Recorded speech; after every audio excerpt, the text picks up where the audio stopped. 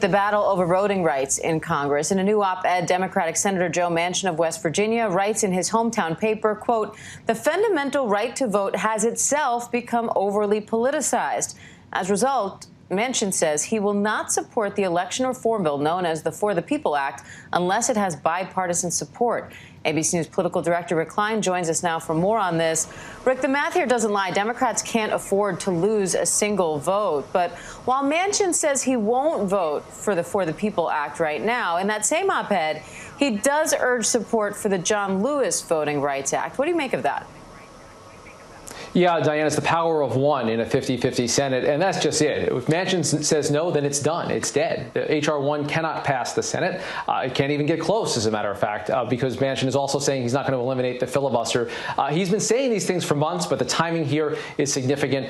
Just as Kamala Harris is tasked with trying to find a solution, the biggest priority for Democrats when it comes to voting rights is now off the table. So, yes, attention comes to the John Lewis Voting Rights Act. Manchin says he's open to supporting it, but keep in mind, in this op-ed, he's not actually citing any policy reasons for opposing H.R. 1. He says the lack of bipartisanship itself is the problem. So you have to assume based on that if Democrats hope to get the John Lewis Voting Rights Act or anything else for that matter through Joe Manchin, it's going to mean having to pick up some Republican support. That is going to be the challenge now, and that's where the starting place has to be for Democrats. And as you mentioned, he says in this op-ed as well that he won't support eliminating the Senate filibuster rule in order to pass the For the People Act, which some Democrats were hoping for. And he's going so far as to accuse Democrats of demonizing the filibuster and conveniently ignoring how it has been critical to protecting Democrats in the past. What do you think this does for the larger debate over the filibuster?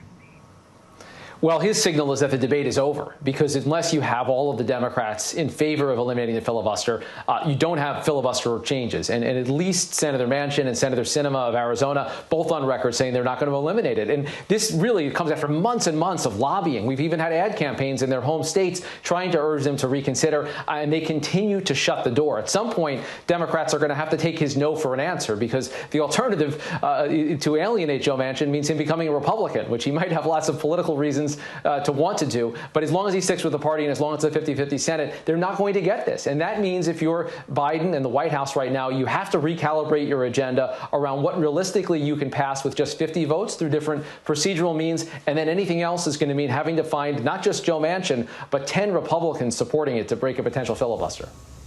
You know, and Rick, I couldn't help but notice that Joe Manchin talks about how the right to vote is being politicized. There are a lot of Americans today who would not be able to vote had it not been politicized, because the political system was rigged against them for so long.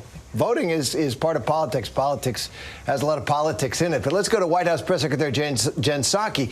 She said President Biden still wants to move forward on this.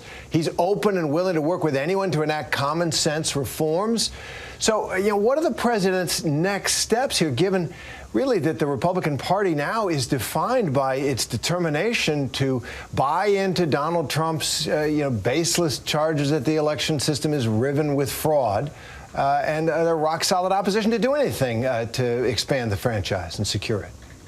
Yeah, and Terry, this is an area where Joe Biden is boxed in a little bit by his own rhetoric. He has talked about the Republican voting reforms as worse than Jim Crow, un-American even. So the response on the Democrats has been H.R. 1. Now that's off the table. And just less than a week ago, he called out Senators Sinema and Senator Manchin in saying that they voted with Republicans more than Democrats. A lot of people questioned the political wisdom of that at the time. This, if you view this as something of a backlash to it, it just lays starkly what the math is. So there are things that you can do legislatively, potentially this John Lewis Voting Rights Act, which restores some of the protections that were in place using Supreme Court precedent previously. You could also use the Biden Justice Department, which I anticipate will happen very extensively, to try to assure access to the ballot, including in states that are passing these new restrictions. But the big hope, the big expectation, this big federal overhaul of voting rights that has been known as H.R. 1, it's dead.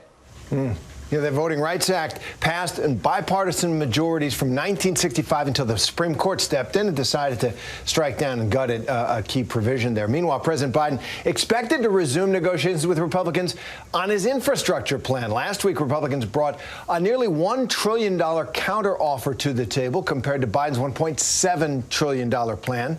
Yeah, it just looks to me like that's an old-fashioned deal in the middle there somewhere. Do you see a compromise on this anytime soon? Well, dust off the old jokes about Infrastructure Week being every week, because it feels like it right now. Today's actually the deadline that Pete Buttigieg, the Secretary of Transportation, had set to see meaningful progress. And in fact, there are some procedural things that Democrats are going to do to try to go it alone. Look, you're right. You could look at these numbers, but the question really is of trust. Republicans don't trust the White House here to keep out things that aren't considered to be core infrastructure. And Democrats definitely have a lot of skepticism about whether Republicans are genuinely seeking a solution.